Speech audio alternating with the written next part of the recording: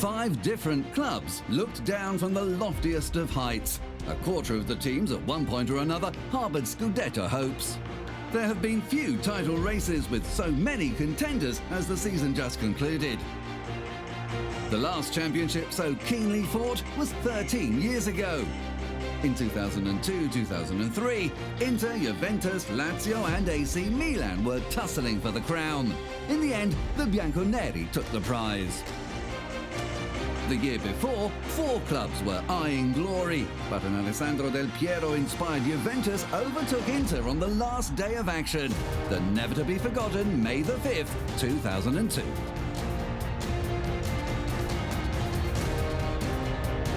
The champions aside, the team that led the pack for the longest, Inter, especially at the beginning of the season, also looked the most likely to break the Vecchia Signora stranglehold on the Scudetto. An ironclad defence and ruthlessness in attack were the main weapons of Roberto Mancini's outfit. They were in charge from the 3rd to the 5th week, but a heavy 4-1 defeat at home to Fiorentina changed the landscape. The Nerazzurri regained top spot twice again, before finally waving arrivederci to their title dreams on the last round of the first half of the season. The second part of the campaign was tough for the Nerazzurri, but their 4th place finish guaranteed a Europa League berth after a season out of continental football. Fiorentina also sealed a Europa League berth, and like Inter, the Viola wilted over the distance. They made an incredible start to the season with eye-catching performances which produced impressive results. Paulo Sousa's men topped the table for 3 weeks, 2 on their own, from the 7th to 8th round. But a home loss to AS Roma put a halt on their march. Under Rudi Garcia, the Giallorossi had started well enough, and success in Florence allowed them to leapfrog the Viola to go top.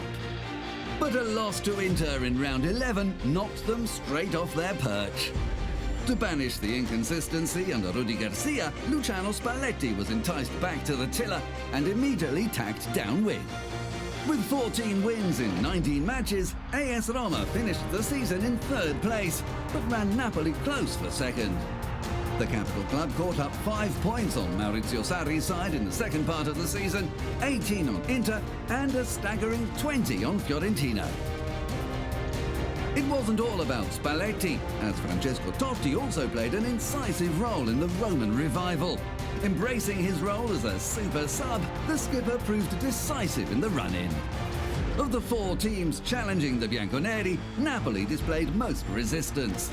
The Azzurri ended the season with a club record points and goals haul, and were driven forward by Gonzalo Higuain's mammoth personal collection of 36 in 35 matches, which rewrote the record for the number of goals in a single Serie A season.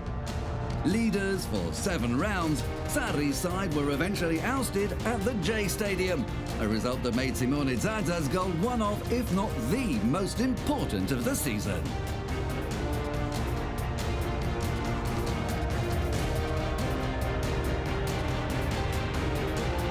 Juventus were the champions come May, but they were made to sweat for their glory.